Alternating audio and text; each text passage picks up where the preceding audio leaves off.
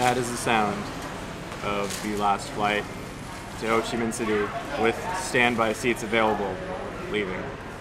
Right now, it's leaving. But there's only 2 of us here, and we can't get a hold of anyone else. And they would need to get here in 1 minute in order for us to get on that plane. So that's it.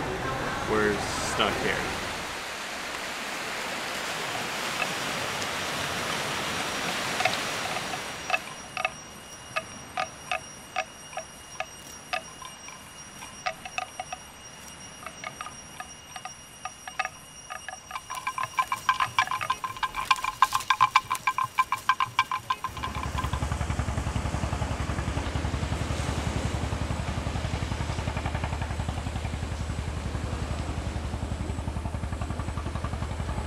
Since we're not leaving, we're going to find a place to sleep. Matt wants to set something on fire, sleep next to it on the beach. Rob wants to sleep on the beach. I want to sleep not on the beach.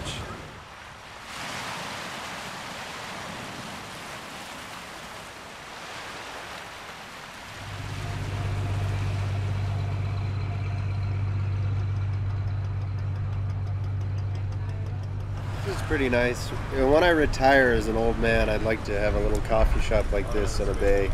I'll just go every day and do crosswords.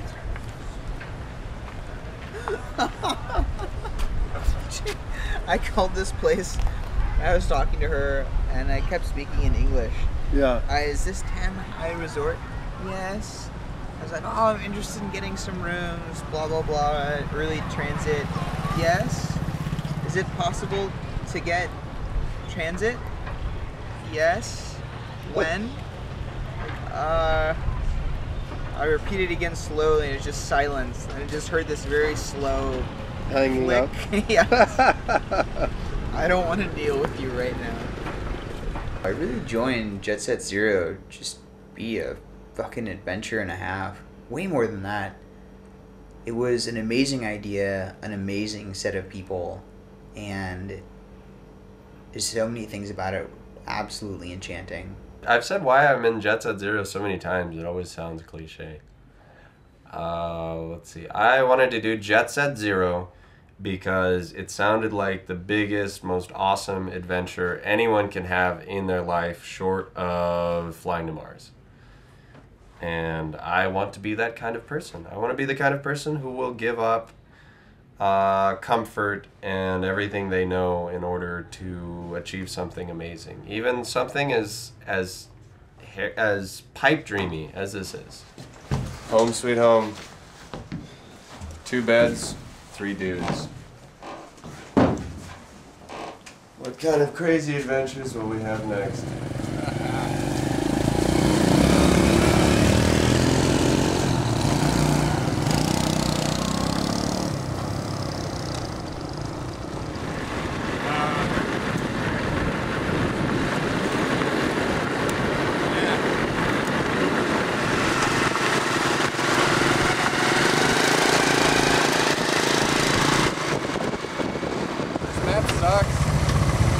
Oh, wait, hold on, let me check my map. Oh, adventure's right over there. Alright, I agree with Ryan's reading.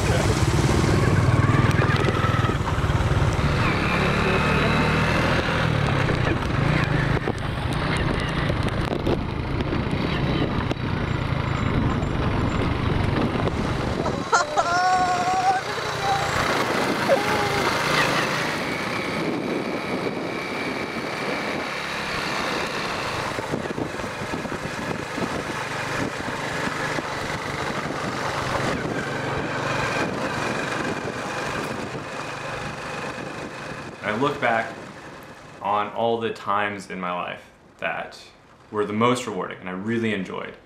And it was all the times when I was experiencing these incredible new adventures, these new sights, right? Just getting out there and finding things that really did blow me away, like true awe, like things that I didn't imagine were possible and just redefined my experience in some way.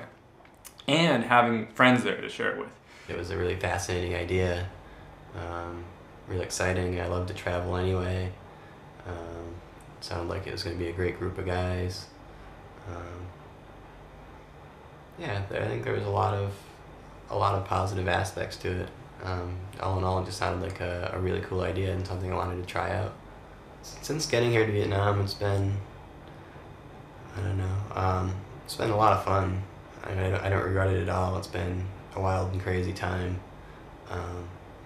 But I've started to realize some things about the project that I just wasn't feeling comfortable with, or didn't seem to be going the way I thought they would.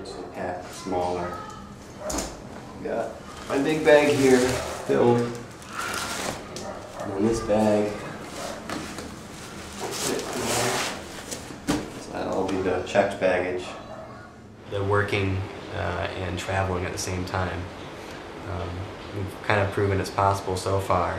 You can work and travel and be in a new foreign place, but it's very taxing and it's pretty demanding.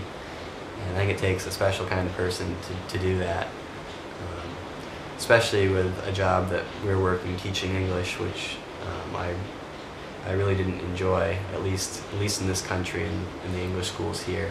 Dan is a really insightful guy, and he thinks a lot more about how things are affecting him, and reflects a lot more on how things change him, and it's so valuable, immensely valuable. His insight into teaching ESL here just blew me away. He pointed out the fact that teaching ESL in Vietnam is just such a travesty of neocolonialism, that we get paid so much for doing a job that takes us no time or talent, and all we have to do is be Western and native English speakers. So that coupled with the stresses of traveling and being in a new place, to have a job to begin with, and then to have a job that sucks, just makes for an unpleasant experience. Cheers, Dan. I miss you. All the time.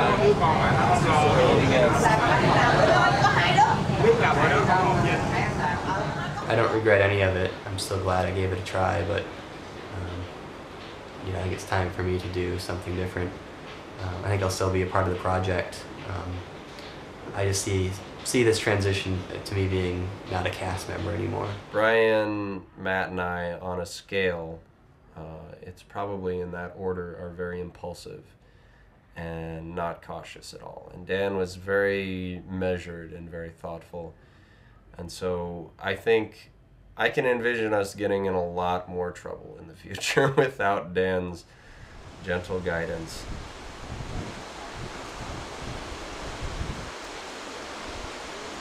I don't know. What do you think? They're definitely walking to us. Yeah. They're in green uniforms too, and it's a bunch of dudes. Oh well, if we stop now, it's an admission of guilt.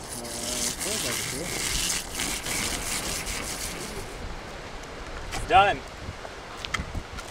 Amazing. Woo!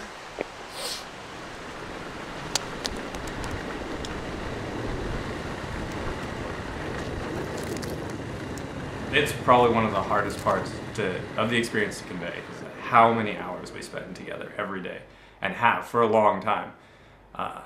When Dan first came, we were living in this house in Seattle, and it was an intense environment. We were all in extremely close quarters. So we spend so much time with each other and know each other so well, and are kind of put in all these intense situations. It's basically forged into this basically like family, right? Dan's just like a brother, right? And now we're going to not have him along, which is really, really pretty sad. At the same time, I know that a lot of parts of the Jet Set promise just haven't come true for him. And there have been a lot of times here where it seems like he's been less than happy, and that's made me unhappy. The thought of him coming here and having an epiphany where he realizes that for him, what he needs to do is take a step back from this, I really respect that. I don't have really any regrets. Everything happens for a reason. I had a lot of fun. Definitely taking back a lot of good memories. Yeah. Oh Dan, why did you break our hearts? Why did you break our hearts? Try to myself to Dan, sleep every night. why you're did gone. you break our hearts? Break our hearts. Why, oh why did you leave?